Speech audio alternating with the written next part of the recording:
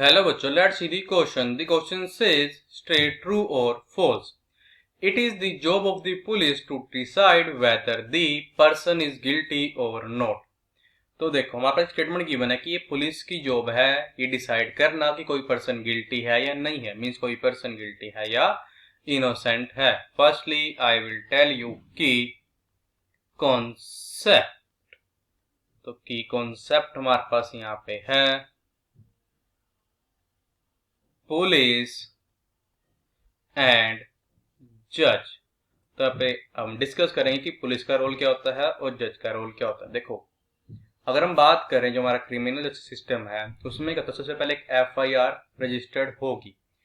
FIR मतलब क्या होता है, अपने फर्स्ट इंफॉर्मेशन रिपोर्ट. मान लो कोई भी क्राइम हुआ है उसके बारे में उसका एक होगा कि ये क्राइम क्या हुआ है, एक डिटेल होगी उसके अंदर. मान लो किसी का मर्डर हुआ है तो उसमें चीज मेंशन होगी किसका मर्डर हुआ है, कहाँ पे मर्डर हुआ है, कब मर्डर हुआ है. चीज उसके अंदर क्या होगी, FIR के अंदर मेंशन होगी. एक बार FIR होगी रजिस्टर, फिर पुलिस करेगी इन्वेस्टिगेशन करेगी स्टार्ट. अब पुलिस ने कर दी इन्वेस्टिगेशन स्टार्ट तो कलेक्ट करेगी एविडेंस. मान लो भाई मर्डर हुआ है तो जहां पे मर्डर हो पुलिस वहां पे जाएगी और पुलिस ये देखेगी कि आसपास CCTV कैमरा तो देख सके किसने मर्डर किया है.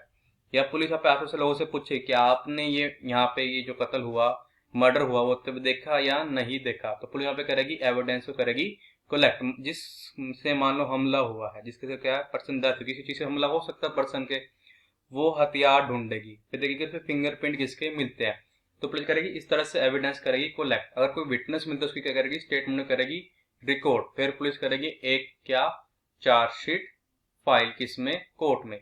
अब यहाँ पे चार्जशीट में क्या मेंशन होगा, यहाँ पे मेंशन होगा चार्जशीट के अंदर कि किस किस एक्ट के अंदर, मीन्स किस किस धारा के अंदर जो है उस पर्सन पे क्या है चार्जेस लगाए गए हैं.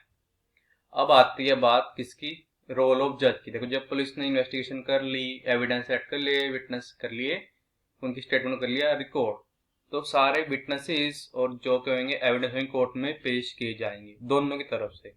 एक होगा पब्लिक प्रोसिक्यूटर उसकी तरफ से भी और एक होगा डिफेंस लॉयर. डिफेंस लॉयर होगा जो हमारा होगा एक्यूज का होगा लॉयर, और पब्लिक प्रोसिक्यूटर होगा जो मान लो जो पुलिस की सारे एविडेंस और विटनेस करेगा कोर्ट में पेश करेगा. तो जज साहब जो है वो करेंगे हमारे सारे विटनेस को देखेंगे और जो विटनेस जो भी स्टेटमेंट देंगे उनको क्लियरफुली लिसन करेंगे. इन सब चीज के बाद क्या है, जज साहब डिसाइड करेंगे कि जो एक्यूज पर्सन है वो गिल्टी है या नहीं है. तो यहाँ से एक चीज पता लगी कि पुलिस का कोई भी जॉब नहीं है डिसाइड करने में कि पर्सन गिल्टी है या नहीं है. ये तो किसकी जॉब है, ये जॉब है जज साहब की. जो हमारे ऑनरेबल जज होंगे उस कोर्ट के, उनकी ये जॉब है ये डिसाइड करना कि जो एक्यूज पर्सन है वो गिल्टी है या नहीं है. इसका मतलब यहाँ से क्लियर ये हो गया कि हमारे गिवन स्टेटमेंट क्या है, ट्रू नहीं है. तो इसका आंसर क्या आ जाएगा, दी गिवन. जो हमारे पास गिवन स्टेटमेंट क्या है, फॉल्स है. The given statement is false. देखो ऐसा क्यों हुआ, बिकॉज ऑफ गिवन स्टेटमेंट ये गिवन है कि पुलिस की ड्यूटी डिसाइड करना, बट रियलिटी में जज की ड्यूटी है डिसाइड करना कि एक्यूज पर्सन गिल्टी है या नहीं है.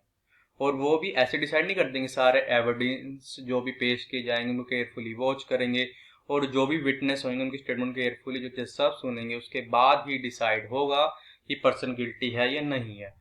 So the final answer is the given statement is false. I hope you understood it well. All the best. Thank you.